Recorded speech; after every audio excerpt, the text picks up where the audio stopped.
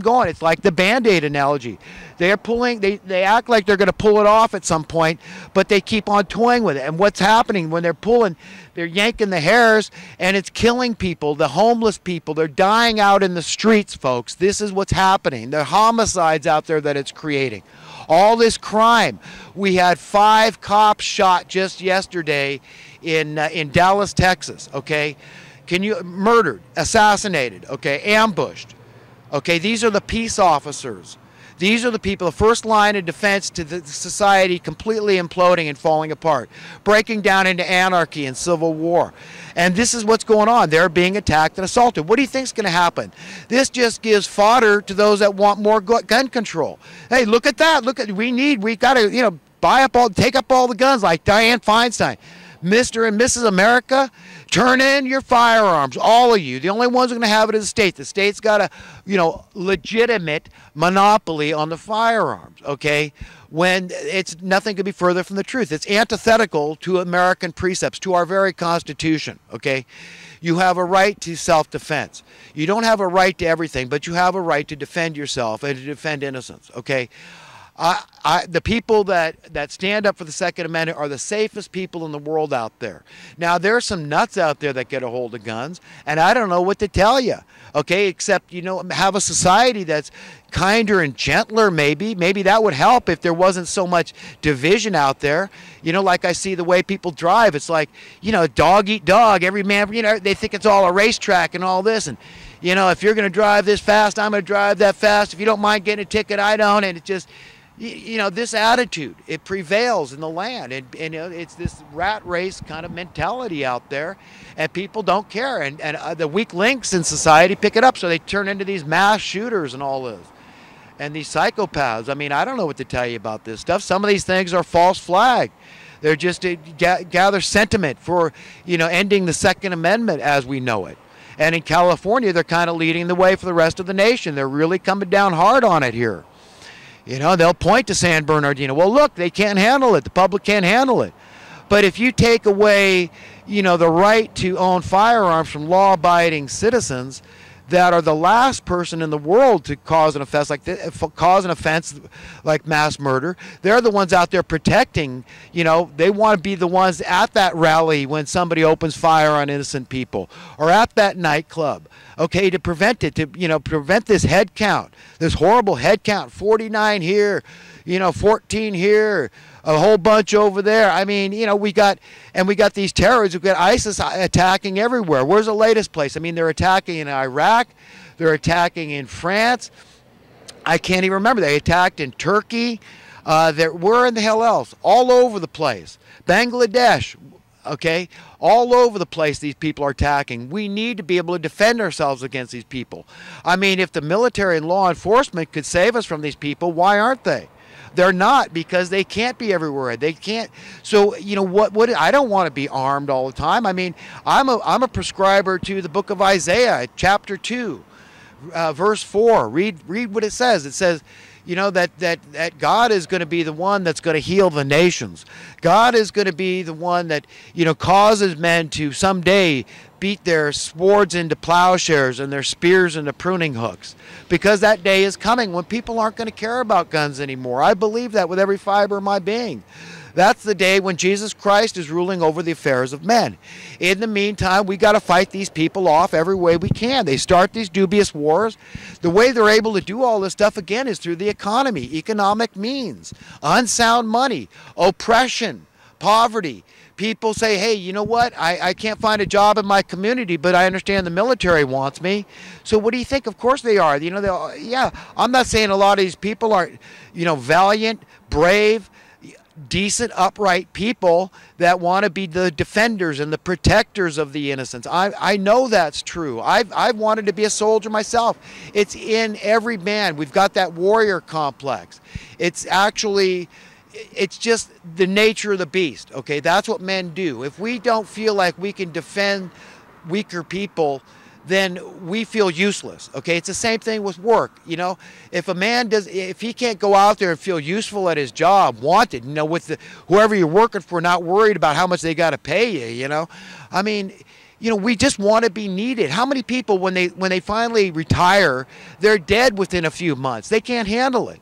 This goes on all the time. So we got to understand the forces at work here on us psychologically. Not just the sky, but that's huge. That's huge. Just the fact that what they're doing is ugly with their geoengineering under this pretext that they're going to save the planet. These are the good guys. These are, they're altruistic, right?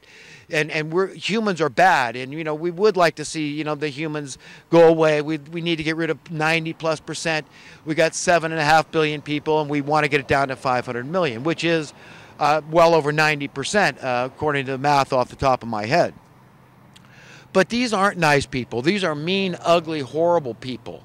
Okay, and they need to go down because the corruption has reached epic proportions, legendary proportions. The willful ignorance out there when people just can't handle it. There's just too much going on in the world, and I can't handle it. Hillary or Trump. We can't stand. This group can't stand Hillary. This group can't stand Trump. And why are we like that? What would our founding fathers say at this point in American history? They would be disgusted. They would literally go puke at what they saw in America today. Okay, this ought to be. We should get rid of the duopoly, this two-party system, when we know these people are working hand in hand. They act like they're at each other's throats. We've got to know that the people at the very top that are manipulating us don't care. So while we're all hating Hillary and we're all hating Trump, okay, they're laughing Satan and the spirit thereof, all these people that embrace that spirit because they think they're the deceivers. They think they're so cunning and smart and crafty and shrewd. Understand, shrewd, this word has devolved. When the original meaning, the archaic meaning of shrewd was simply evil. Today, it's evolved to mean astute, right? You're sharp, you're smart if you're shrewd. That's who these people think they are. They think they're so damn smart because they're diabolical, which simply means devilish. That's who these people are. They're devilish. It's evil genius. It's mad science. We got to understand these monsters we're up against. Expose them and discipline them. Again, back to the discipline thing and the children. Okay, that's what it's all about. We got to have that attitude. Not hate your enemies, love your enemies, stay close to your enemies, like Winston Churchill said. Okay, because of you've got to get in there like a parent and discipline them under no uncertain circumstance. Just the humiliation of them being disciplined and being told, no, I see right through, you're a liar. You think you're so smart because you're devilish, because you're cunning and diabolical and shrewd. You're not. You're not. So we see through your lies. We know the agenda. We know what you're all about. We know you cause a problem. We know you don't give a crap if a Democrat or Republican is elected, just so you keep your lot. You stay the money printing class, or you're one of those that are sucked up to it, and you've got them all compromised under your spell. Okay, that's what's going on here. So they sycophantically suck up and they rubber stamp these politicians. They're criminals that rubber stamp everything that the Federal Reserve wants. Criminals, that's all they are. They know it's wrong.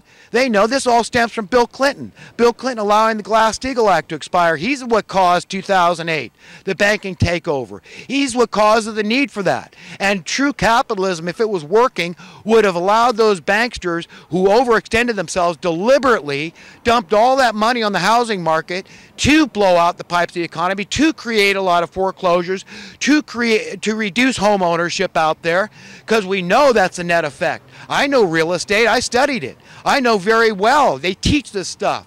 They teach under high foreclosure. This is good for the scavengers out there. The vulture capitalists go out there and buy it. Like Henry Winkler out there selling these reverse mortgages. They're going to try to take as much housing across America as they can. They've already taken more than half of it in California. So less than half the California residents are homeowners. We've lost prosperity. That's the evidence. And they're going to go sweep across the country and try to take the other half. So understand what's going on. Understand how these people function, how they operate, and how they're getting away with it. Okay, because they got us all at each other's throats when they're having a big fat belly laugh about this. We need to go to them. All the upright Democrats, all the upright Republicans out there, all the upright conservatives, all the upright liberals, all the upright socialists, all the upright capitalists need to address the problem at the root cause. That's the money printing operation. Until we get a hold of that, nothing's going to change. Donald Trump's not going to help us much. Marginally, maybe some. I can't make. There is more than one way to skin a cat, but we've got to have checks and balances. We've got to have accountability. Okay, we've got to have oversight by who? By we the people. We the people have to be the ones to decide, and unless we do, okay, it's going to keep on going down the tubes, folks.